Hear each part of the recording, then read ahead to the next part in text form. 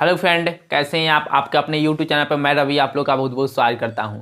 दोस्तों, जैसा कि 67वीं बीपीएससी का जो एग्ज़ाम फॉर्म भरने का जो तिथि था उसको बढ़ा दिया गया है। 5 वर्ष पहले था हो गया है, 20 के पार गया है। ठीक है, तो आप लोग अगर नए फॉर्म भरे हुए हैं तो सबसे पहले भर लेंगे। उम्मीद करता हूँ कि सब लोग फॉर्म फिलअप कर चुके होंगे। एक दोस्तों खास पॉइंट पे मैं चर्चा करूँगा, हिस्ट्री पे। हिस्ट्री तो एक दोस्त का कमेंट आ रहा था, जय हिंद और जय भारत करके वो अपना आईडी बनाए हुए हैं। वो कमेंट कर रहे थे कि सर जो एनसीईआरटी का हिस्ट्री का उस पर वीडियो बनाइए, ज्योग्राफी पर, पॉलिटी पर, इकोनॉमिक पे। तो दोस्तों मैं बनाऊंगा, मैं वीडियो बनाने के लिए तैयार हूँ। आप देखने के लिए तैयार हैं? सबसे पहले आप जो दिया जा रहा है ऑब्जेक्टिव क्वेश्चन आपको दिया जा रहा है, सब चैप्टर का टॉपिक वाइज दिया जा रहा है। जितने क्वेश्चन बन सकते हैं आपके एग्जाम में, कहीं ना कहीं हाई प्रोबेबिलिटी है बनने का, उसको दिया जा रहा है। आप लोग देखते कहाँ है? चाहे एनसीईआरटी हो या ऑब्जेक्टिव क्वेश्चन हो, आप लोग देखते कहाँ है? आधा मिनट, 1 मिनट, 1.5 मिनट, 2 मिनट ऐसे ही देख के चले जाते हैं। तो कैसे बनाऊं? आप लोग ही बताइए कैसे मैं बनाऊं। तो आप लोग सबसे पहले आप देखेंगे तभी हम बनाएंगे, आप नहीं देखेंगे तो नहीं बनाएंगे हम। एक नंबर बात। 2 नंबर बात कि हिस्ट्री का ऑब्जेक्टिव क्वेश्चन हम लोग कवर कर रहे हैं, एंसेंट कवर कर चुके हैं। जितने महत्वपूर्ण ऑब्जेक्टिव क्वेश्चन एंसेंट से बनेंगे वो हम लोग कवर कर चुके हैं। तो आप लोग जानते हैं कि एंसेंट से क्वेश्चन 5 से 6 के अप्रॉक्स में पूछे जाते हैं। ठीक है, 5 से 6 क्वेश्चन एंसेंट में पूछे जाते हैं, जो कि हम लोग ने उसमें पढ़ लिए थे। महत्वपूर्ण जो कि आपको चैप्टर पढ़ाया गया है, उसमें हम लोग प्रागैतिहासिक काल, सिंधु घाटी सभ्यता, उसके बाद वैदिक काल के बाद प्राचीन धार्मिक आंदोलन, उसके बाद प्राचीन धार्मिक आंदोलन में हम लोग विशेषकर पढ़े थे बौद्ध और जैन धर्म के बारे में। उसके बाद मौर्य काल, गुप्त काल के बाद हम लोग समाप्त कर चुके थे। तो ये 4-5 इंपॉर्टेंट टॉपिक को हम लोग कवर कर चुके हैं। इससे जितने ऑब्जेक्टिव पॉइंट निकले थे वो आपको दे दिया गया है, पढ़ा दिया गया है। और भी ऑब्जेक्टिव पॉइंट निकलेंगे तो इस पे काम चल रहा है और आपके पास वह जल्द चला जाएगा वीडियो। और दोस्तों मध्यकालीन हम लोग शुरू किए हैं, जो कि अरबों का आक्रमण, उसके बाद सल्तनत काल और अरबों का आक्रमण से जितने महत्वपूर्ण ऑब्जेक्टिव क्वेश्चन बने थे उसको हम लोग कवर कर चुके हैं। ठीक है, तो ऐसे ही हम लोग मध्यकालीन कवर करेंगे, उसके बाद आधुनिक की ओर आएंगे। तो दोस्तों हड़बड़ाए नहीं, हम लोग आधुनिक भी कवर करेंगे। और आपका अगर साथ रहा, आप अगर वीडियो पूरा देखेंगे तो यकीन मैं दिलाता हूं कि एनसीईआरटी भी पढ़ाऊंगा। एनसीईआरटी पूरे 6 से 12 तक एक एक चैप्टर को पढ़ाऊंगा। अगर दोस्तों हम लोग एनसीईआरटी में शॉर्ट नोट कर हम लोग पढ़ रहे थे, बहुत दोस्तों का कमेंट आ रहा कि इसी को कंटिन्यू करें, बहुत दोस्तों का कमेंट आ रहा था कि बुक से पढ़ाइए। तो आप फिर से एक बार कमेंट कीजिए कि बुक से पढ़ाएं कि शॉर्ट नोट्स, माने बुक को एकत्रित कर जो जो इंपॉर्टेंट फैक्ट पॉइंट निकलेंगे उसको दूं। आप एक जरूर कमेंट कीजिएगा। और एनसीईआरटी जो कि अगर आपके पास उपलब्ध बुक है तो आप एनसीईआरटी को आप पढ़ सकते हैं, नहीं तो मैं पढ़ाऊंगा, आप बिल्कुल घबरा नहीं। तो एनसीईआरटी में आप पढ़ सकते हैं 6 का एनसीईआरटी पढ़ेंगे तो प्राचीन इतिहास कवर हो जाएगा। अगर 7 का पढ़ेंगे तो मध्यकालीन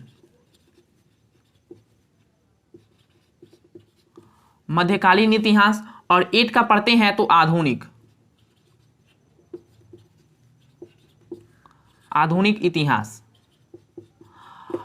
अगर आप चाहते हैं 9, 10 और 11 को स्किप करना तो स्किप कर सकते हैं, क्योंकि वह विश्व इतिहास से रिलेटेड है। और पीटी एग्जाम में आप जानते हैं कि विश्व इतिहास से क्वेश्चन नहीं पूछे जाते हैं। फिर आता है आपका मेंस में विश्व इतिहास से क्वेश्चन रहते हैं, तो आप पीटी के दौरान विश्व इतिहास को छोड़ भी सकते हैं। ठीक है, उसके बाद 12th में ले लीजिए, तो 12th में आपका जो एंसेंट, मेडिवल और मॉडर्न से यह तीनों से जुड़ा हुआ है 12th का, आप देख सकते हैं। ठीक है, और मेरे पास है तो मैं दिखा देता हूं दोस्तों, 1 मिनट वेट कीजिएगा।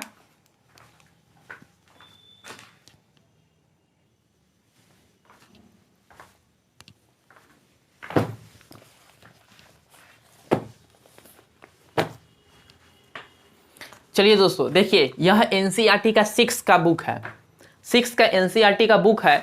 और 6 आप पढ़ते हैं तो प्राचीन भारत के इतिहास कवर हो जाएंगे, ठीक है।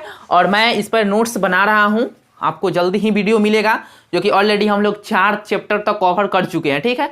और 6 क्लास का नोट्स बन चुका है। आप लोग अगर चाहते हैं तो मैं पढ़ाऊंगा, नहीं तो नहीं पढ़ाऊंगा, क्योंकि आप वीडियो देखते ही नहीं हैं, 1 से 2 मिनट देखेंगे और चले जाएंगे, तो ऐसे कैसे होगा बताइए दोस्तों, आप ही बताइए। उसके बाद 6 के हम लोग कवर करेंगे। देखिए यहाँ पे है 7, देखिए यहाँ पे 7 क्लास का एनसीईआरटी हम कवर कर रहे हैं, शॉर्ट नोट्स बना रहे हैं। आप लोग चाहते हैं पीडीएफ से पढ़ना, तो मैं एनसीईआरटी बुक को पूरे पीडीएफ के तौर पे पढ़ाऊंगा और एक एक चैप्टर को पढ़ाऊंगा और गहराई में हम लोग अध्ययन करेंगे। एनसीईआरटी आपके एग्जाम के लिए आप जानते हैं कि रामबाण है। एनसीईआरटी में हम लोग जो पिछले वाले वीडियो आप नहीं देखे हैं तो उसको देख लीजिएगा, कितना इंपॉर्टेंट है, कितना फैक्ट है, कितना एकदम बेसिक से एनसीईआरटी उठा रहा है।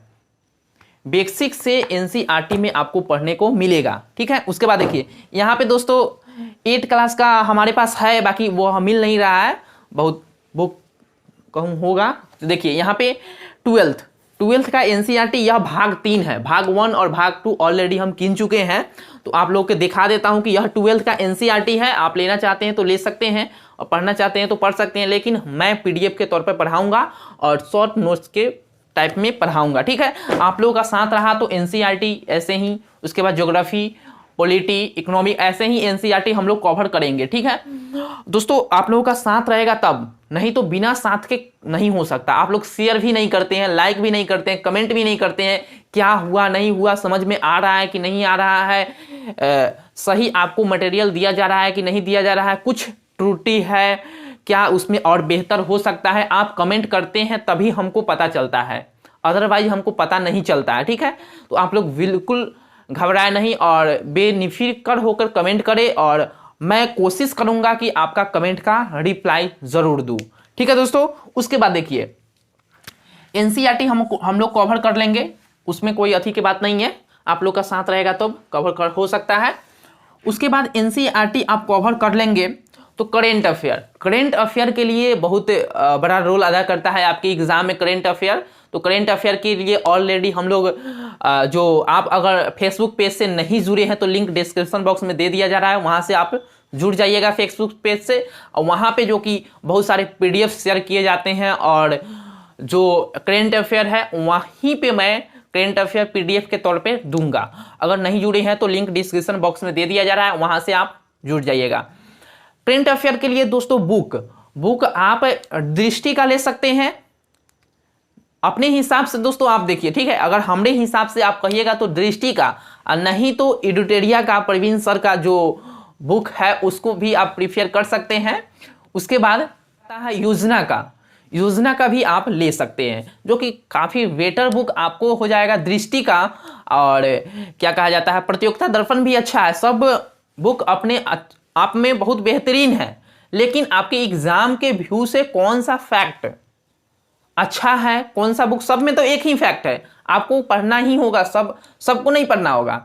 सिर्फ एक को उठाइए, उसको 5 बार 10 बार पढ़िए। अगर 10 बुक को पढ़ने से बेटर है कि एक बुक को 10 बार पढ़िए, क्योंकि अगर उससे क्वेश्चन आए तो किसी का गलती हो जाए, लेकिन आपका गलती नहीं होना चाहिए। आप एक बुक से पास कर सकते हैं। करेंट अफेयर सब में सेम रहता है, इक्वल रहता है, इसमें कोई अथी की बात नहीं है। कुछ इसमें कम रहता है, कुछ बेसी रहता है, ठीक है। तो आप कम ही पहले तो अपने श्योर कर लीजिए कि मैं इसमें गलती नहीं करूंगा अगर आएगा तो। अगर ये श्योर हो गया तो फिर आप आगे की ओर जाइए, दूसरे की ओर जाइए, अगर सक्षम है तो अपने हिसाब से देखिए क्या होता है। उसके बाद न्यूज़पेपर, अगर आप पीटी पास कर जाएंगे तो वहां पे लिखना होगा मेंस में, आप सभी जानते हैं। तो मेंस पेपर में लिखने के दौरान आपका न्यूज़पेपर, एक पेपर हम कहेंगे कि दोस्तों आप कंटिन्यू ही रखेंगे। आप जब से तैयारी करेंगे वह उस समय से आप कंटिन्यू एक पेपर का अध्ययन करेंगे, उसमें से फैक्ट निकालेंगे और लिखने का प्रयास करेंगे। न्यूज़पेपर में सबको नहीं पढ़ना है, कुछ महत्वपूर्ण जो आपके एग्जाम के दृष्टिकोण से इंपॉर्टेंट है उसको पढ़ना है, ठीक है। तो करेंट अफेयर आपके एग्जाम में बहुत रोल अदा करता है। और आप करेंट अफेयर के लिए सुबह 5 से 7 कर सकते हैं, नहीं तो 4 से 6 कर सकते हैं। अपने टाइम के अकॉर्डिंग आप सेट करेंगे करेंट अफेयर को, और करेंट अफेयर पर अधिक जोर देने की ज़रूरत है इस वक्त।